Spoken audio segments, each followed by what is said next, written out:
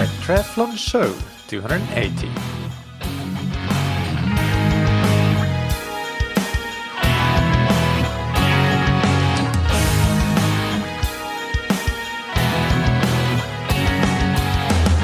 Hey, what's up everybody, and welcome back to another episode of That Triathlon Show, the podcast presented by scientifictriathlon.com.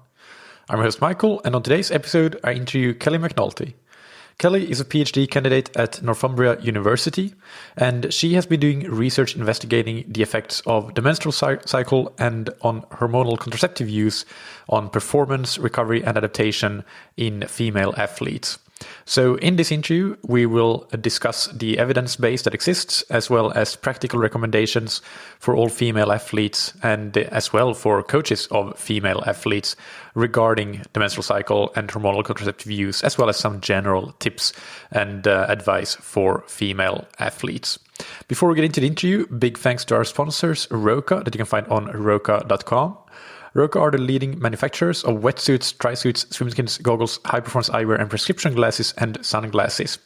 And in their wetsuit lineup, you have a large number of wetsuits. So you have everything from the entry-level Maverick Comp, which is available at a very affordable price, but still has the patented arms-up technology, premium materials, and a lot of the things that make the fastest of the fast Roka wetsuits so fast. So it's a really good entry-level wetsuit that anybody getting started in triathlon would be really well served to choose. Then we have the flagship model, the Maverick X2, and of course everything in between, including also swimrun wetsuits and thermal wetsuits for cold water swimming. The Roka wetsuits, as I said, all have the patented arms-up technology in them so that you can retain full mobility and flexibility in your shoulders. They use premium materials and a design that aims to find the perfect balance between mobility and buoyancy. Even small details that I don't really have talked about before on the podcast, but the ankle panels are designed with material thickness changing at the rear of the ankle to help you kick out of the suit and really, really quickly do that wetsuit removal in T1 and get onto your bike and shave some valuable seconds of your race time. Check out all of Roka's products and get 20% off your order with the promo code that you can get on roka.com/TTS. And thank you to Zen8 that you can find on zen8swimtrainer.com. The swim trainer from Zen8 helps time crunch athletes get more consistency in their training and also helps people be able to do swim training period during these times when there's not always pool availability due to the ongoing pandemic. One thing that I haven't talked about too much is that Zen8 also produce training programs. This will help you get the most out of your Zen8 swim trainer experience. And importantly, one of the newest programs, the one put together with the BMC Pro Triathlon team, combines training in the pool with training at home on the Zen8 swim trainer, which is a very common use case for time-crunched athletes to maybe have a couple of times per week to go to the pool, but then can put together a couple more times per week of a shorter home-based Zen8 session. You can try that program for free for 2 weeks before deciding whether to enroll in the paid program or not. But check that out. Regardless of whether you go for the paid program, after the free trial, you will learn a lot about the training structure that you can use on your swim trainer going forward. You can get 20% off your order of a Zen8 swim trainer on with the discount code that you can get on zen8swimtrainer.com/TTS. Now, without any further ado, let's get into the interview with Kelly McNulty.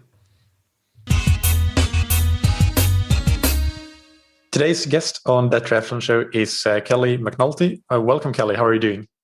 Yeah, I'm fine. Thank you. Thank you for having me on.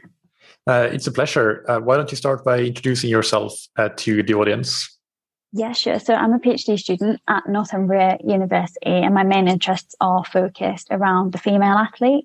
So specifically, I'm investigating the effects of the menstrual cycle and hormonal contraceptive use on the likes of performance, recovery, adaptation in sportswomen. So I've always been someone that's had that sort of keen interest in human physiology and how we can optimize human performance, basically. So like that team behind the athlete.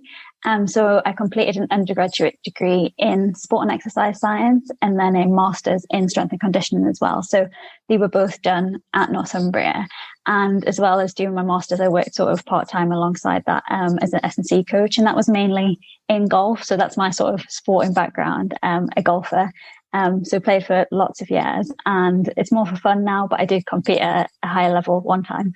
But yeah, so like most people, I got into this space, female athlete space, because it was something that had an impact on my health and my performance, particularly when I was playing golf. I had a lot of questions around my menstrual cycle and then hormonal contraceptive use on my performance and training. But there weren't really at that time many answers available, or it wasn't something that, was openly discussed. And most of the time from that, we trained whatever the men were doing or the boys were doing, and we took that and we then also did it.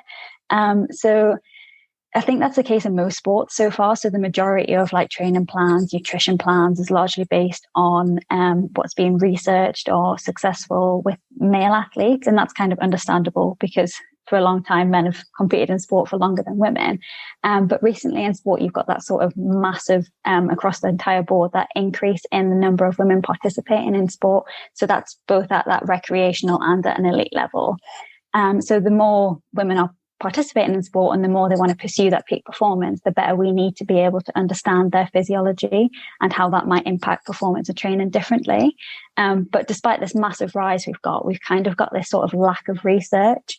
There's a paper that I always cite by Costello et al. 2014, and they report that for a 1-year period in the top 3 sports science and medicine journals, only 4% of the research was done exclusively on women. So that kind of highlights that we still know very little about these sort of performance and training considerations in women, and are largely still taking that male model of performance and training, which a lot of aspects of it do apply, definitely. But because there are those fundamental differences between the sexes, taking that approach might not always be the optimal, if that kind of makes sense. So yeah, I got into this area for my own personal want to know more and need to know more about my own body, but then realized that there's a massive research gap here, and all women and men need to know more about this. So yeah, long-winded answer to start with, sorry. Well, no worries, that's great. And just one more follow-up on that. So you also have your own podcast on this topic, is that right? Yeah, we do. Launching soon, actually, hopefully, if I get everything right. We've recorded them all. I just need to sort them all out. And then hopefully, actually, next week, I want to get the first one out. So. Okay, so it will be out by the time that this episode is published. Yeah. And what is the name of your podcast? It's called The Period of the Period. So we have an Instagram page and a Twitter account as well. But it's all mainly focused on female athlete research. And so it should be exciting. Okay. So the reason that I found you and your work is through a couple of meta-analyses that you were involved in, and one on the effect that the menstrual cycle phase has on exercise performance, and the other one on hormonal contraceptive use. And I want to get into both of those, but first, just a more general question, which kind of you had brought up there with the differences that might exist, and where we might be treating women and men similarly, where maybe there would be case for some differences. What would, if you highlight anything, it doesn't have to be related to the menstrual cycle or contraceptives, but anything in sports that where you think that there should be an awareness of differences, what would that be? Yeah, definitely. So in terms of obviously you've got female specific considerations that we should all be taking into account. So we've got the menstrual cycle, obviously, and then hormonal contraception, because that's an entirely different hormonal profile. But then on top of that, we've got lots of other female specific considerations. So there's things like breast health. So around 85% of women are not wearing the correct breast support while they're doing exercise.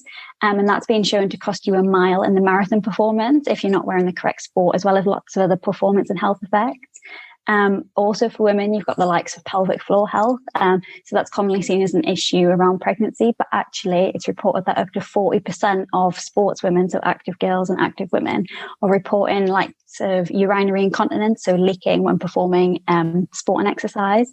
In terms of differences between men and women as well, you've got the differences in injuries. So women are up to, I think it's roughly 4 to 6 times more likely to suffer from an ACL injury than men.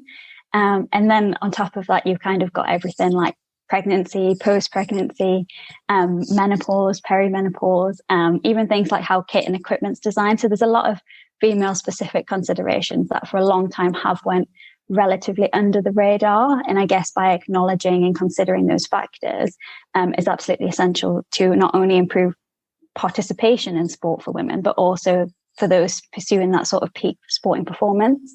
But then I guess the other side of that as well is that we don't really need to sort of throw the baby out the bathwater, kind of speak. The majority of sport and exercise research does benefit both men and women.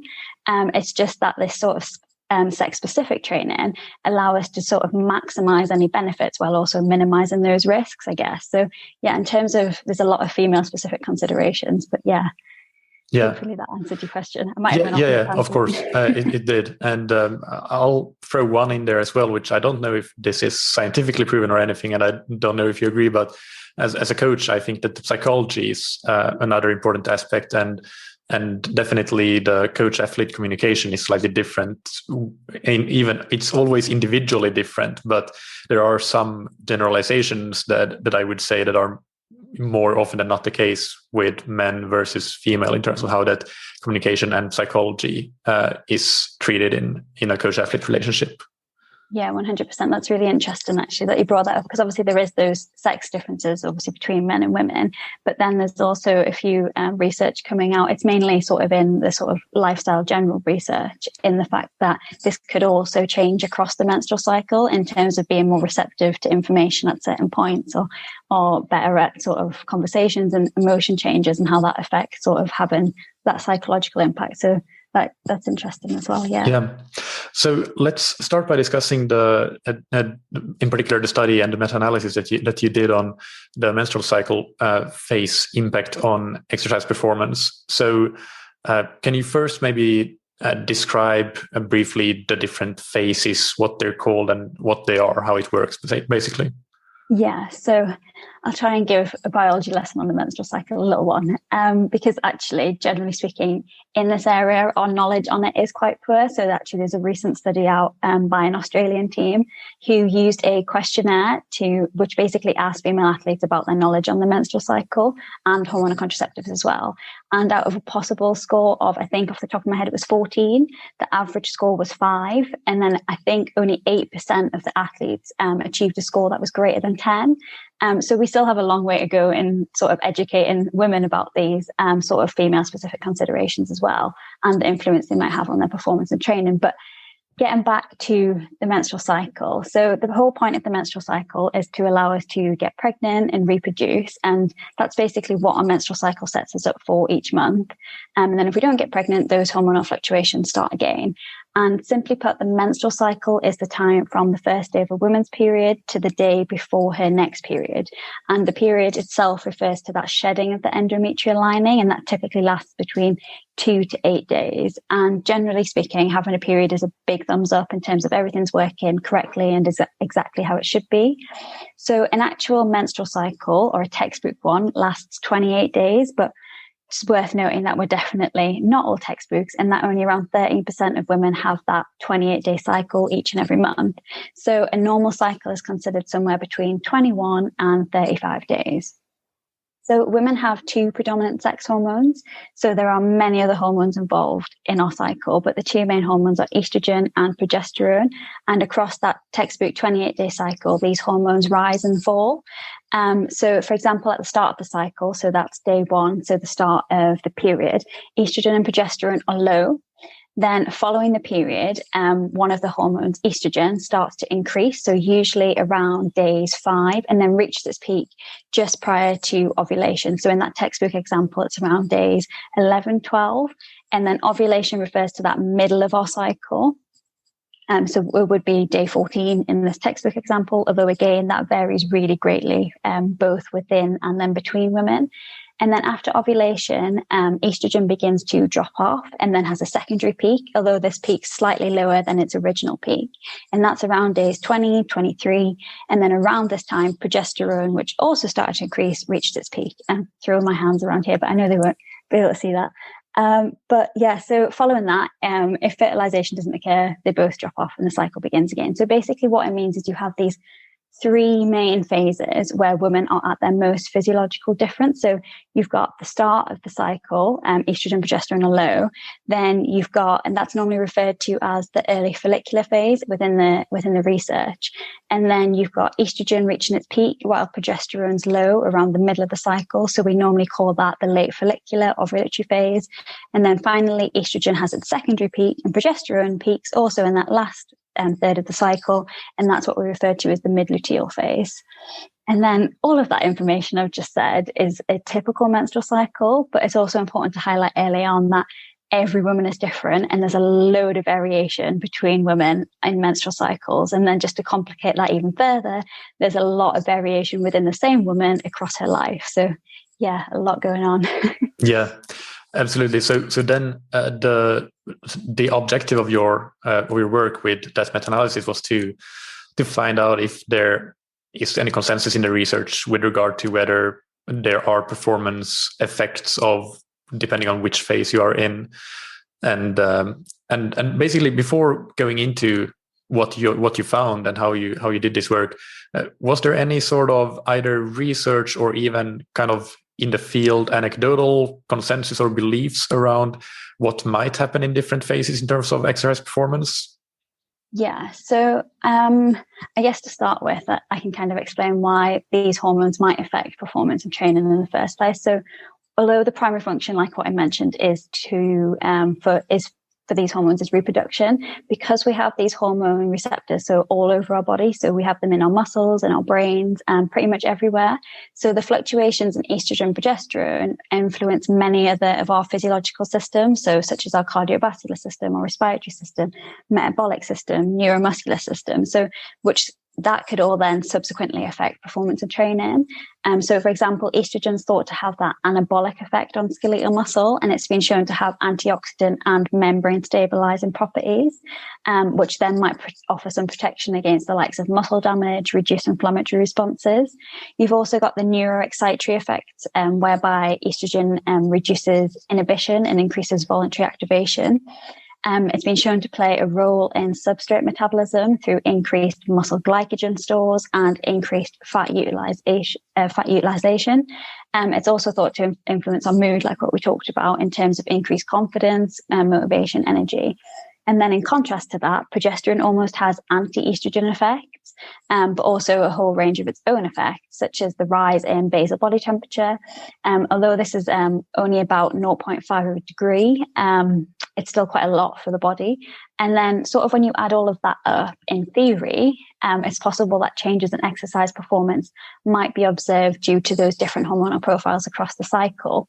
But if we look specifically at the performance-based research, although there's actually not a lot of it, it's also very complex. So if we just go at and look at the theoretical, what might happen based on that knowledge, that early phase where estrogen is high and the progesterone is low, then you might have some good positive effects, and conversely, when you have estrogen is low and progesterone is low, not any additional positive effects at least. And then in the latter phase, when both hormones are kind of high, then you would have, what would the net effect of that be, since you have the positive and the inhibitory effects of progesterone on estrogen? Yeah. So normally estrogen's effects are sort of downregulated in that it's not, they're not typically sort of shown as much. It's a bit of a mixed bag, like I say. So you've got research that has shown early follicular changes, ovulatory changes, late follicular changes. And then when you put that together, obviously it depends what sport and whether it's strength, endurance, etc., what's going on. But when you put that all together, there's also studies that have shown absolutely no effect whatsoever. So there's that real lack of consensus in that, does exercise performance change across the menstrual cycle or not? And then because of that, there's sort of no evidence-based guidelines for sportswomen on managing their performance or even their training across their cycle.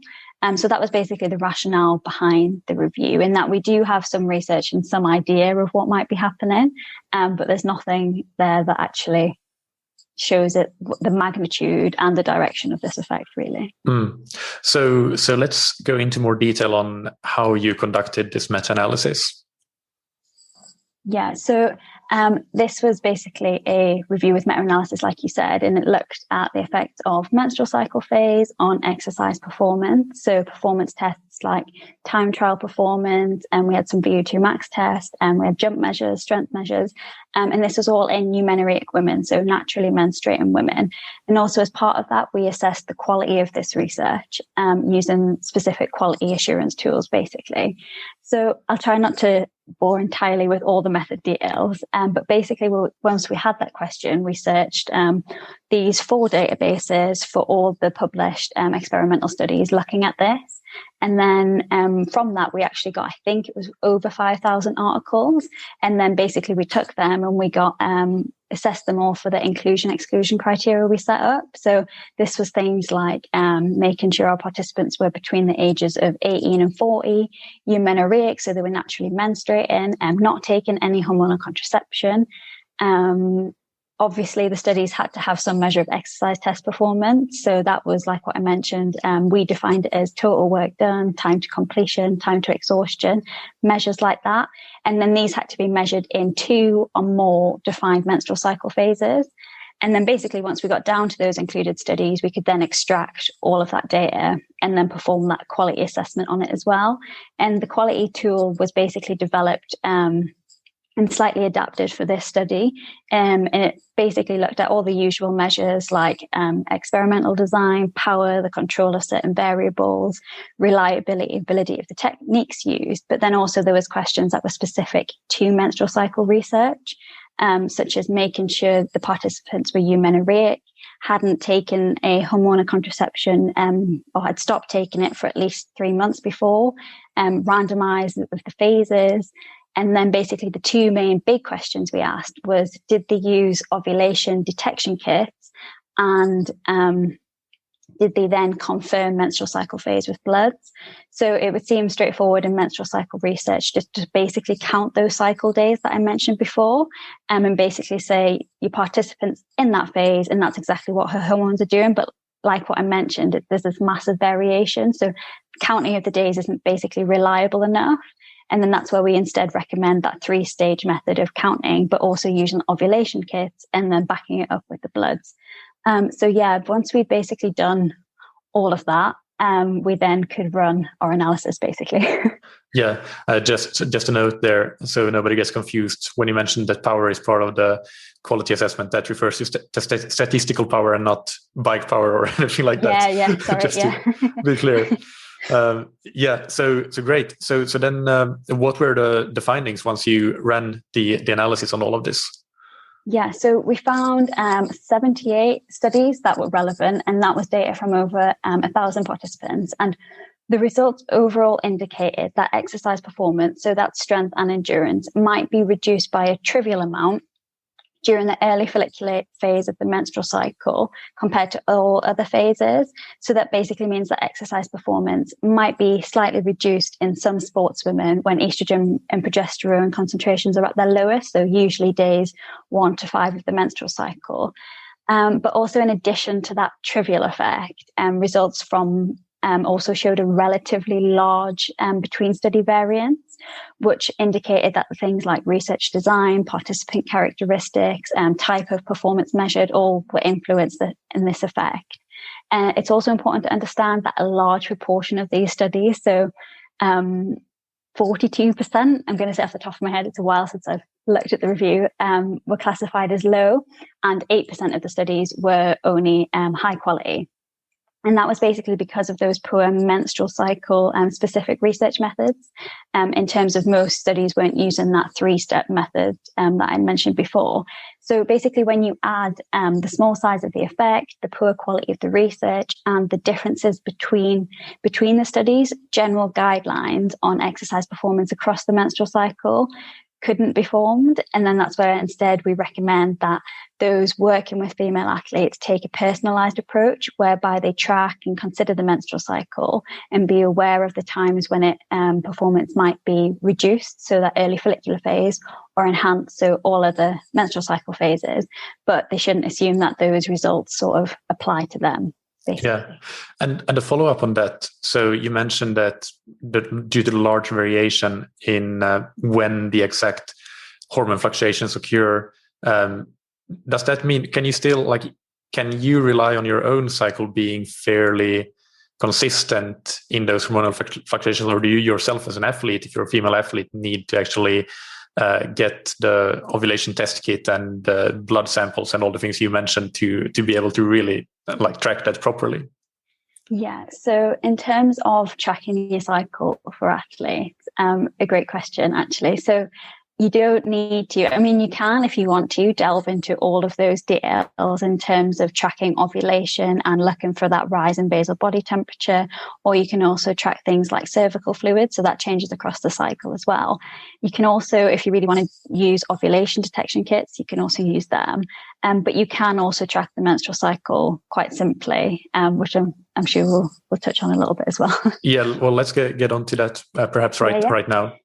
Yeah, so basically, because we recommended that individual approach, the things that you can look for is basically, I would encourage you to go away and track your own unique cycle. So learn what symptoms you experience, how you train, perform, recover at certain points in your cycle. And that requires, like what we said, tracking the cycle. So you can track it very simply using pen and paper, or you can even use apps on your phone. So there's some apps that have been specifically designed for female athletes, like Fit on Woman.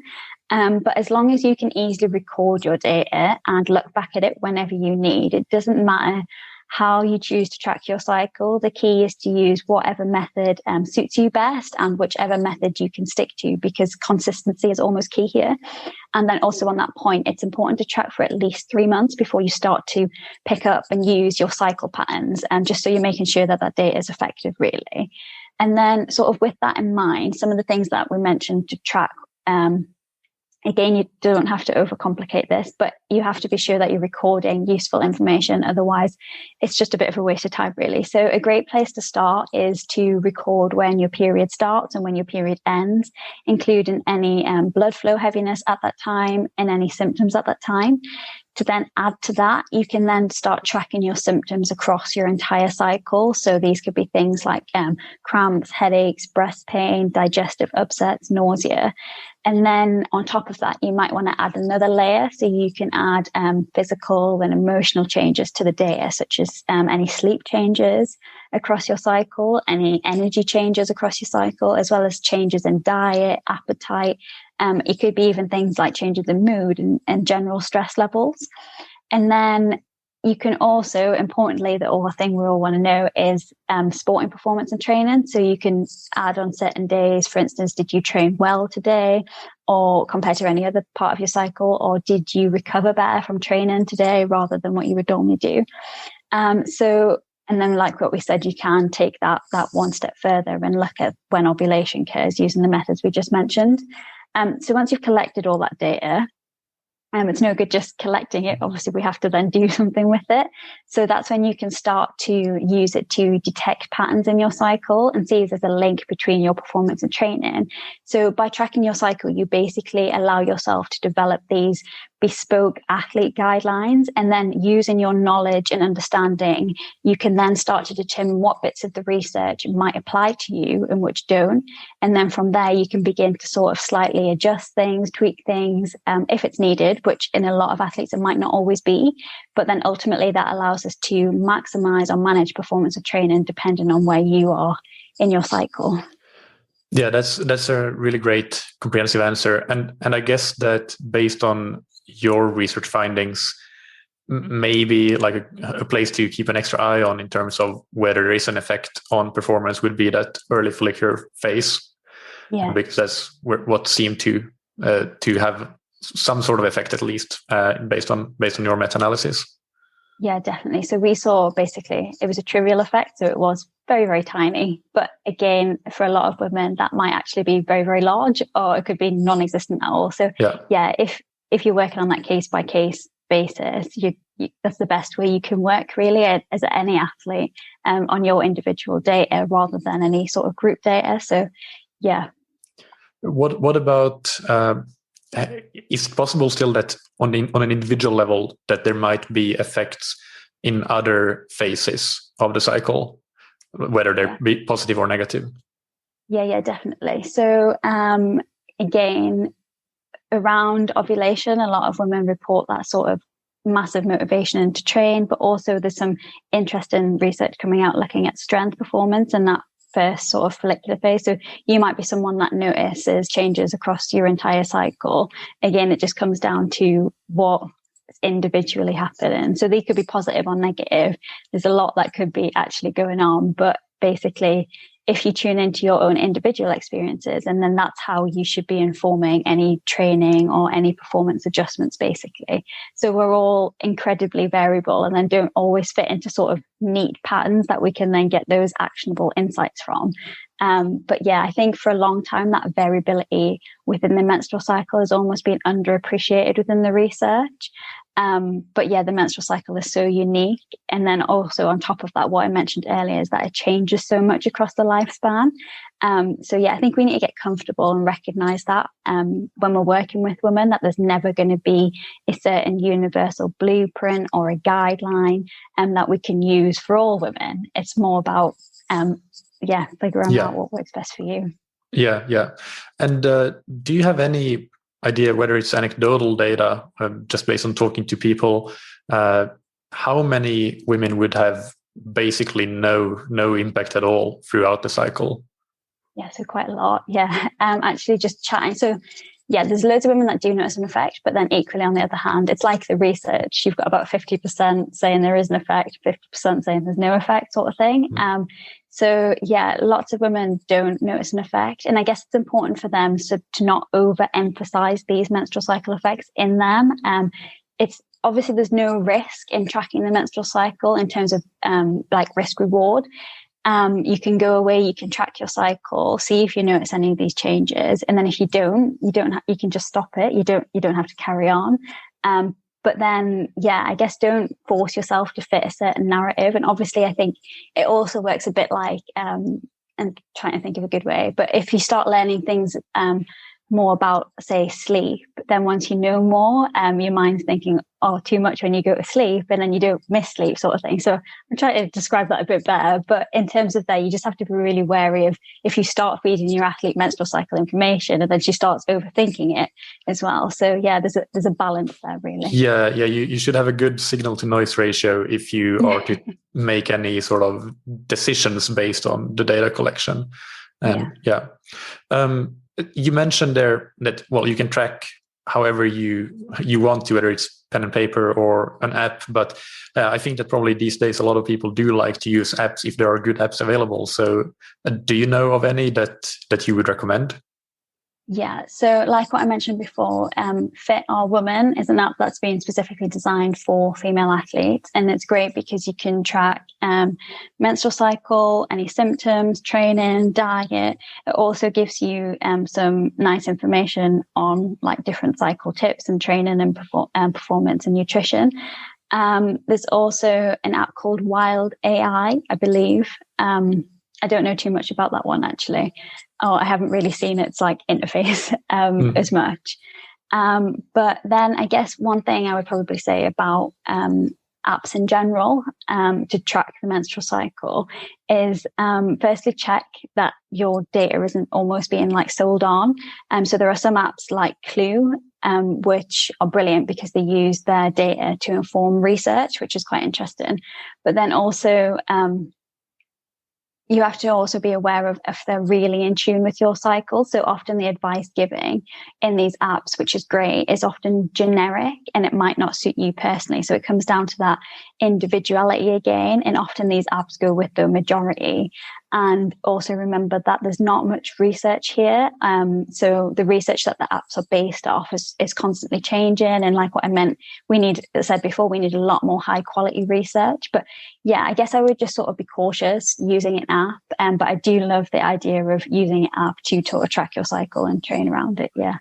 It sounds like basically if you want to use an app, you should find one that functions as a tracking tool and only that, and not trying to be too smart, but one where you can view your own data and maybe easily see, I don't know, through some smart color coding, if you can find any correlations between when you're performing well and the phase of cycle that you're in, but without that generic advice that might not be correct for the individual. Yeah, 100%. And what's also great about the Fit Our Woman app is you can actually switch it all off. So you just have the face that you put your own data on. So you can switch all the training, performance, nutrition guidelines off, which might be distracting you, but also then you can pop them on and have a read and learn more, which I think is great as well about that. Yeah, perfect. Final question on this topic. What would you like to see from future research in this area? Yeah, so great question. I guess like what we highlighted before is that the majority of research from that systematic review highlighted that it was actually low quality. So I think we need that big influx of high quality menstrual cycle research.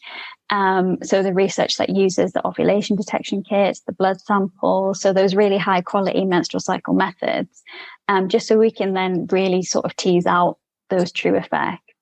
Having said that, being a researcher in the area, I've experienced the difficulty of things like that. So recruitment and also the expense. So we need a lot more funding here for this research.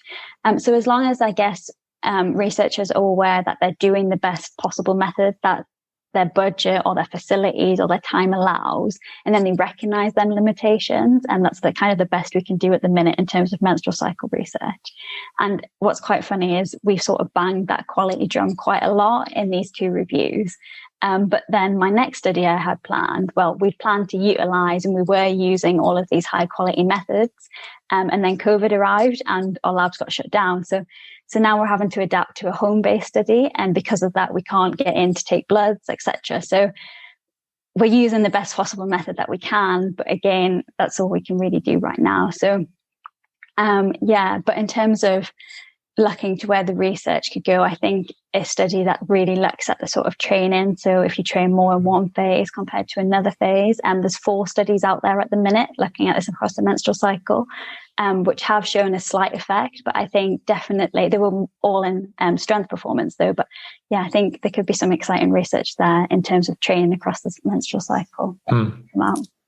Great answer. And it's really interesting what COVID has done to sports science and science in general in terms of how we can conduct studies. And I mean, definitely there are some disadvantages with not having access to facilities and so on, but also it maybe is an opportunity to do some new creative studies with bigger sample sizes and greater statistical power and so on. So different type of quality in that sense. Yeah, 100%. All right, so let's discuss the other meta-analysis, the one on hormonal contraceptive use. And so again, if you can start with the background of how that might theoretically impact, well, how does that impact the hormonal fluctuations? Because that's what it does, I gather, and then how might that theoretically impact exercise performance? Yeah, so the menstrual cycle also gets that whole little bit more confusing because it's open to that external variation. So like you say, hormonal contraceptive use. And it's another important aspect to consider when researching or working with women. And this is because a recent audit of female athletes, around half of the population surveyed were using some kind of hormonal contraception. So whilst we want to continue that research and understanding of the menstrual cycle, we need to also be able to cater for that other half of sportswomen as well. So hormonal contraception is primarily designed to prevent an unplanned pregnancy, but they are also used by female athletes to manipulate their menstrual cycle so that they can basically control or eliminate entirely their bleeding. So for instance, some sportswomen find that having periods are inconvenient and might be an extra concern for their training or their competition. And then also some experience some really bad side effects of the menstrual cycle, which could then affect their performance and training as well. So there are lots of different types of hormonal contraception.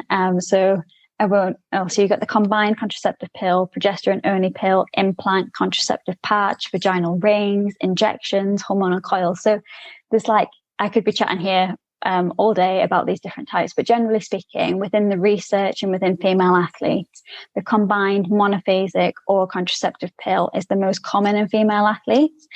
So yeah, I'll focus on that sort of physiology now, and that's basically what our review looked at. So this type of oral contraceptive was designed to mimic that 28-day menstrual cycle by having 21 pill-taking days, followed by 7 pill-free days.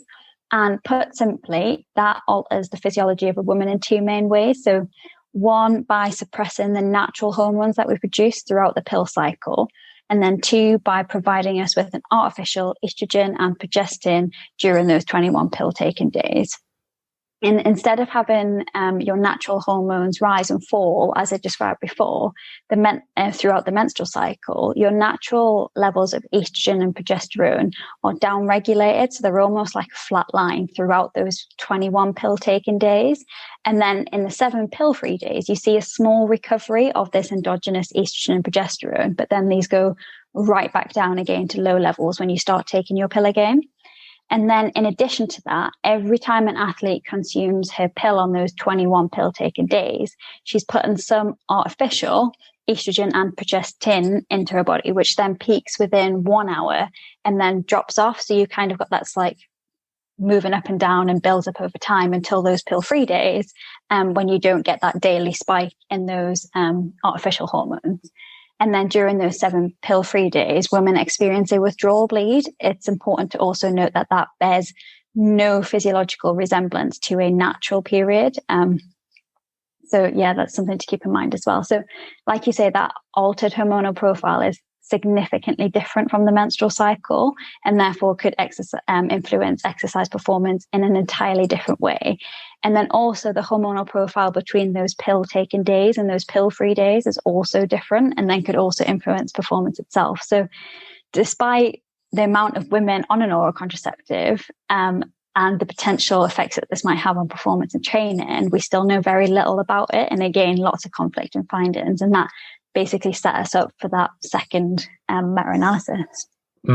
So based on the background knowledge of the first meta-analysis that we discussed already, and that there was a trivial effect for lower performance in the early follicular phase when both estrogen and progesterone are low, we could maybe make a hypothesis that on those pill-taking days, because you have that flat line of those two hormones, that on those days performance might also be lower, which is quite significant. And would that be a reasonable hypothesis, or am I off base there?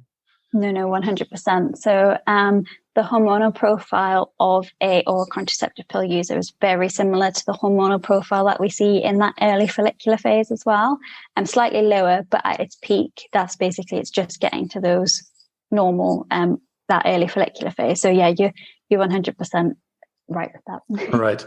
So then if you describe again what you did in terms of the methods briefly, and then what you found. Yeah, so basically the methods are very sort of similar, except this time we found and we analysed all of the previous studies which looked at, firstly, the effects of oral contraceptive use versus naturally menstruating women. And then secondly, we looked at the effects of oral contraceptive pill taken days versus oral contraceptive pill free days. And again, as part of that, we also examined the quality of the studies, except this tool now was slightly altered to fit this hormonal contraceptive research instead. So basically from that, we could then again start extracting all the data and then putting it all together into analysis. And what we found was 42 relevant studies from over 500 participants, and the results generally indicated a trivial performance effect with oral contraceptive use, with superior performance observed in those naturally menstruating women compared to those taking the oral contraceptive pill. So exactly like you said before. So that means some, but not all women who take an oral contraceptive pill might have slightly poorer performance than those who don't take the pill. And then in addition to that, or within group analysis, indicated that exercise performance was relatively consistent across the oral contraceptive pill cycle, meaning that performance did not change between these oral contraceptive pill taking days and the oral contraceptive pill free days. And then on top of that, a large proportion again of these studies, so 83% were graded as moderate, low, or very low in quality. So only 17% were achieving that high quality status this time as well. That's quite interesting. Even though the effect was small, if there is an effect there, then it's quite interesting because, as you mentioned, there are a lot of female athletes that may be taking an oral contraceptive pill for the sake of their sport, to be able to do that more conveniently or better, or and then it might actually potentially slightly reduce their performance.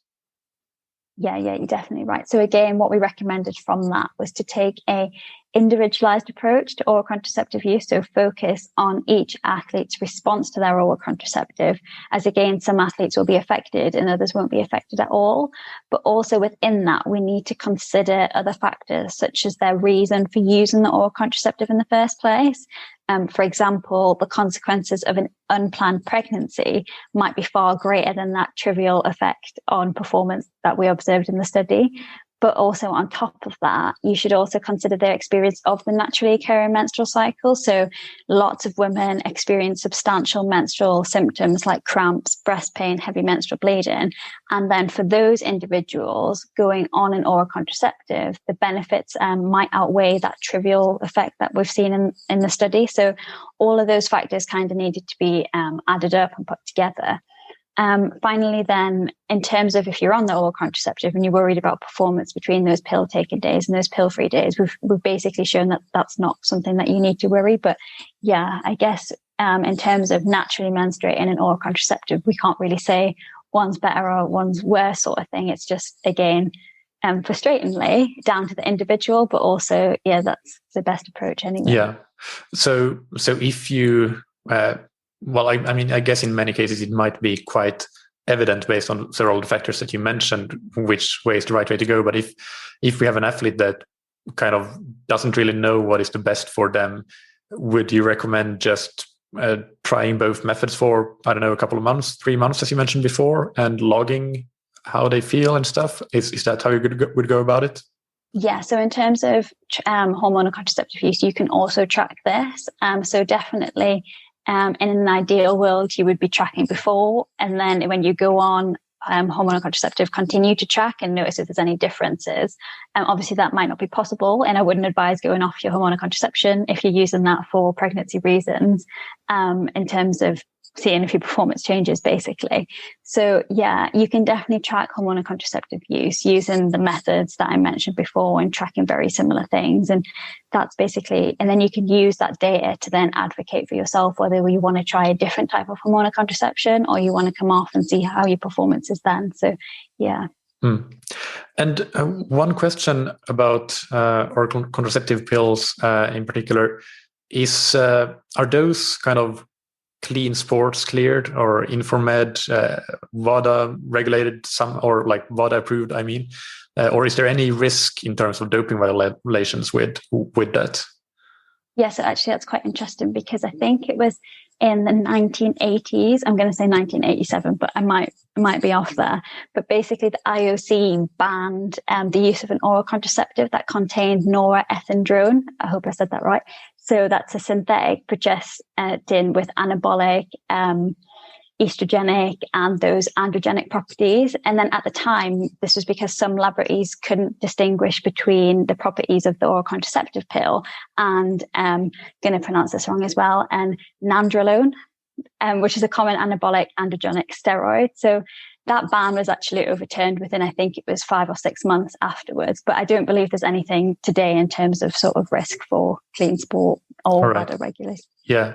And so I have heard, I seem to recall, although I may be wrong here, stories about coaches that have later gotten doping bans or doping violation penalties that have, basically non-scrupulous coaches that have advocated for their female athletes to get on certain OCPs. And maybe this refers to actually those kinds of OCPs that you mentioned, which the IOC initially banned.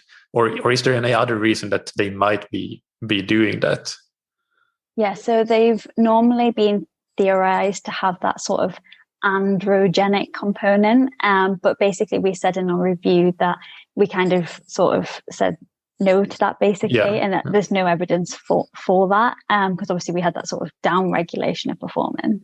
To be honest, I could hold my hands up and say I'm not really sure in terms of what coaches, if that's what the reason why they recommended it. But there is sort of different like sort of hormonal profiles that come out of it. And obviously some of the hormonal profiles have been shown to reduce performance, but some of them have shown no effect. So yeah, I guess it's just down to that individual level again. Yeah.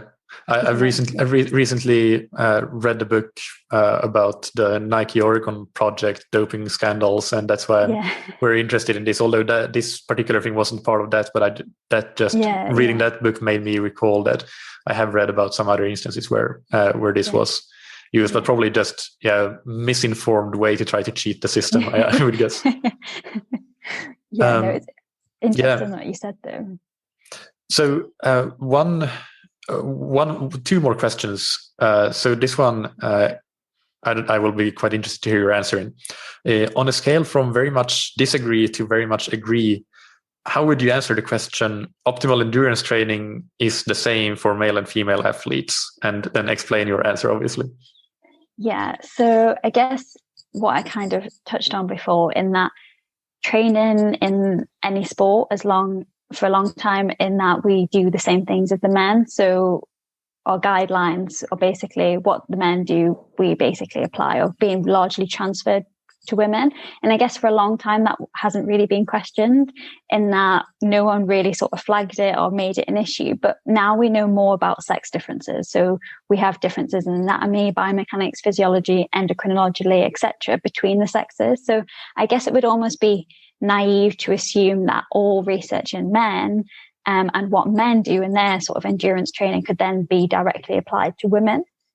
And therefore women will benefit from these sex-specific training guidelines and considering their physiology. So things like the menstrual cycle, hormonal contraceptive use. But then there's also another whole host of things like what I mentioned before in terms of breast health, pelvic floor health, injuries in women, pregnancy, post-pregnancy, menopause, kit equipment. So I guess, like what I say, for a long time, those have not really been considered, went relatively under the radar, but they are sort of potentially massive performance opportunities in sport. And in sport, rarely we're looking for those marginal gains in training or performance, whereas actually this could be an opportunity to get a really big impact for female athletes. But then I'd say where I sat on that spectrum was probably more towards that it's not quite the same for males and females, but then a giant sort of caveat to that is that, what I said before is that we really don't need to throw away all of this sport and exercise science research and start again for women.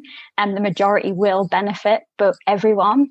But then again, that sort of sex-specific training allows us to really sort of maximize benefits and reduce risk. So I guess there's no reason to sort of forget basic science and basic training. It's just more adding a different layer or different perspective on it as well.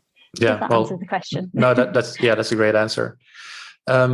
Is there anything that I should have asked about any of these topics or related to them that I didn't? Anything that you can think of that would be good to add? I guess sort of the main thing in terms of endurance performance is that for a long time, it's been common in this space or normal in this space, or seen as normal, to lose your period because of the likes of overtraining or relative energy deficiency syndrome in sport. But then I guess, although common, it's not sort of normal, and it doesn't have to be part of your normal training. So definitely, if this is you, then definitely speak to someone about it and get the help you need. And then also on the topic of that, hormonal contraception can mask any of these issues. So things like overtraining, REDs.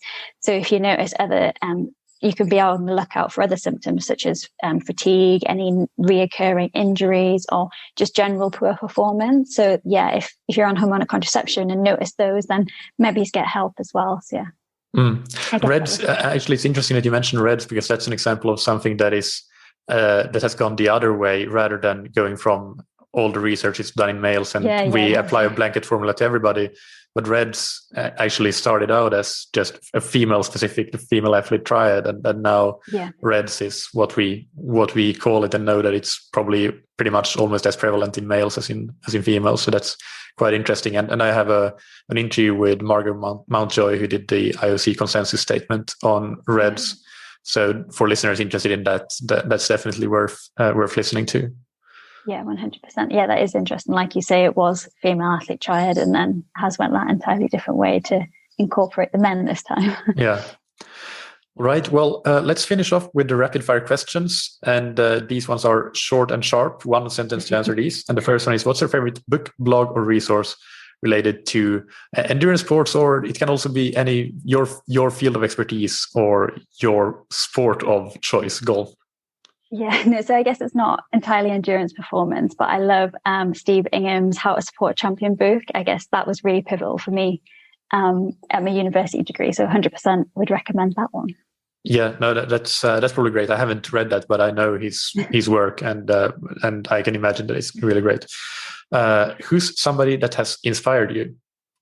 I would probably say Jessica Ennis-Hill. I guess watching her career, it's just been incredible. And she seems like someone you would just want on your team or as your best pal, someone to run ideas by.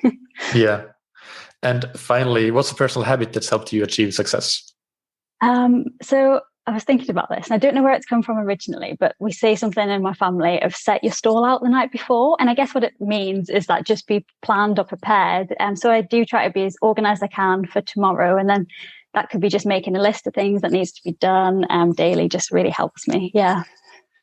Perfect.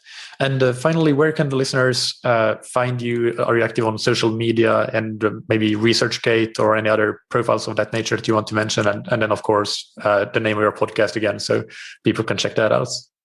Yeah, 100%. So I am on ResearchGate. I'm also on Twitter as at Kelly McNulty, I think it is. But a lot of the sort of female athlete stuff that I specifically talk about is on Period of the Period. So we have a website, but we also have a Twitter and Instagram. I think they're both Period of the Period.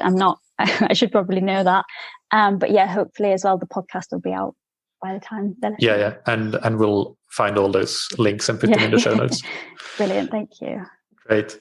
All right. Thank you so much, Kelly, for taking the time. And thank you for conducting 2 really great meta-analyses on really important topics. That's really well done to do that. Yeah, thank you for inviting me on. I really enjoyed it. I really hope that you enjoyed that interview. I think it's really great work that Kelly and her colleagues have been doing to put these meta-analyses together and give us a really clear piece of what evidence we have and what evidence we don't have, but also Kelly's pursuit in getting out practical information as well, with things like her podcast and other projects, appearing on a podcast as a guest as well. So kudos to Kelly for that.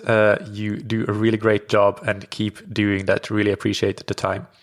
I will link to everything we mentioned in the show notes on scientifictriathlon.com as usual, including Kelly's website and podcast, Twitter, ResearchGate, and the papers that we discussed, which are called first, The Effects of Menstrual Cycle Phase on Exercise Performance in Eumenorrheic Women, a Systematic Review and Meta-Analysis. And then the second one being The Effects of Oral Contraceptives on Exercise Performance in Women, a Systematic Review and Meta-Analysis. As well as a couple of related episodes that we've done. REDS, Relative Energy Deficiency in Sports, with Margot Mountjoy, which was episode 233. And back in episode 33, Training During and After Pregnancy, with Jocelyn Macaulay.